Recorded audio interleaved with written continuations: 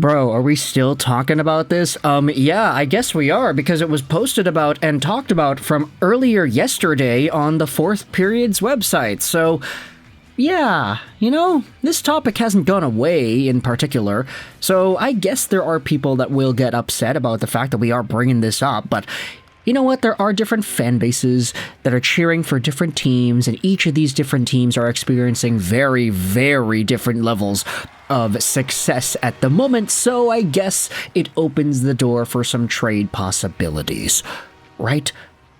In particular, we're talking about my second and my third favorite team, and also talking about some others, because when it comes to the Montreal Canadiens, man, oh man, have they stunk the past little while.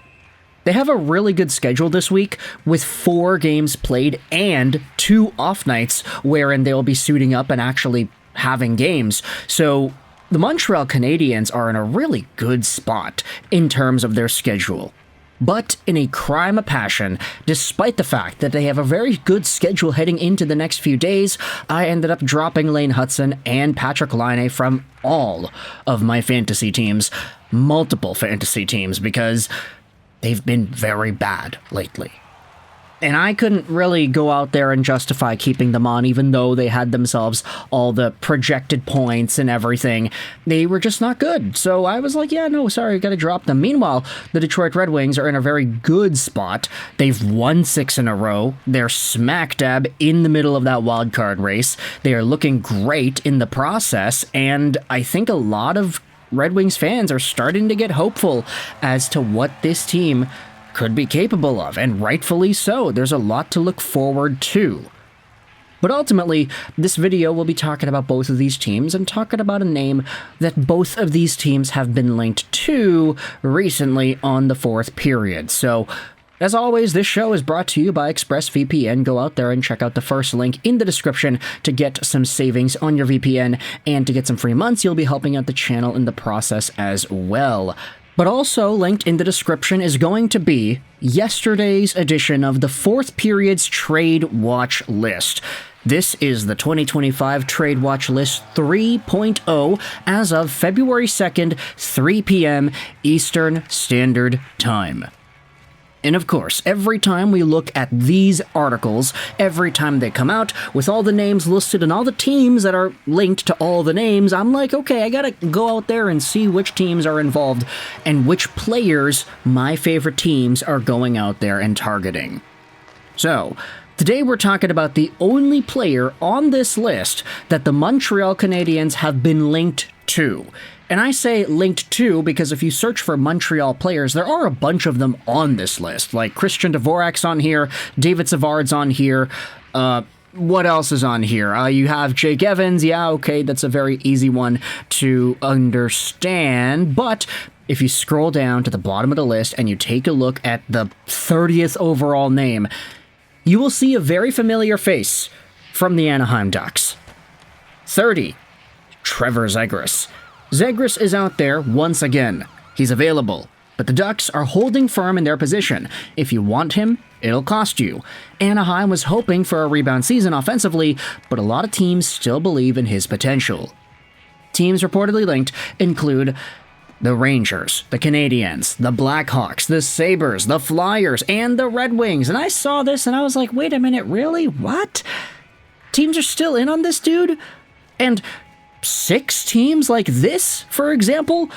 I mean, okay, we can talk about Chicago or Philadelphia or whatever, but I kind of wanted to focus on a few of these. Montreal, Detroit, let's talk about the Rangers as well.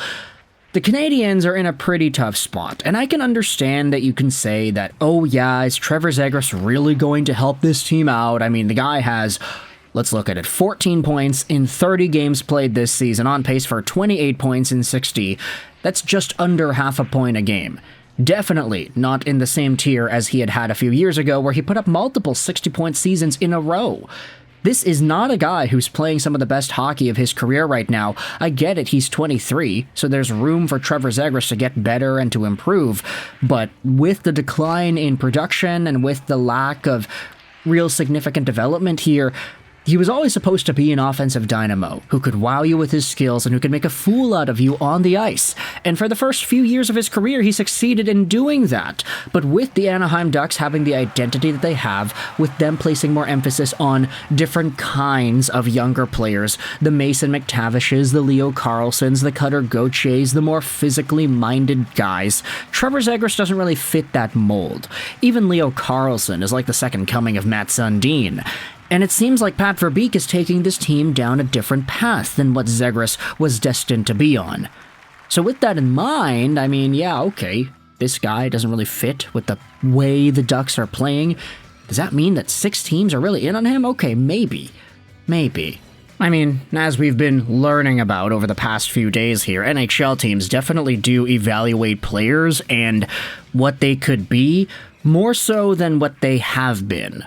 At least in the fans' perception. A lot of fans will look at a guy and say, wait a minute, this guy's been bad. He's been very lackluster. He hasn't lived up to expectations. Why would you want him? And then teams are like, yeah, well, that's why. Because we have expectations for this guy and we know he can be better, so we'll take him on. And it might not be at a really high price, but still.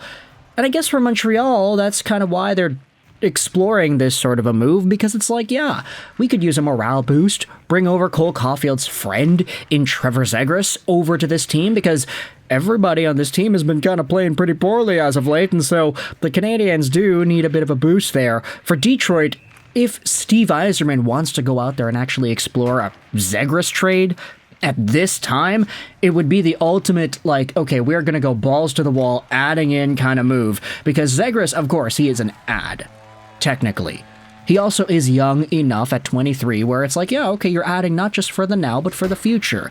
And it might be a little poetic to have a guy in Zegras in Detroit whose hands are maybe the closest thing to Datsyuk's we have seen in a long time. I'm not saying he is there, I'm saying that he's probably the closest guy there.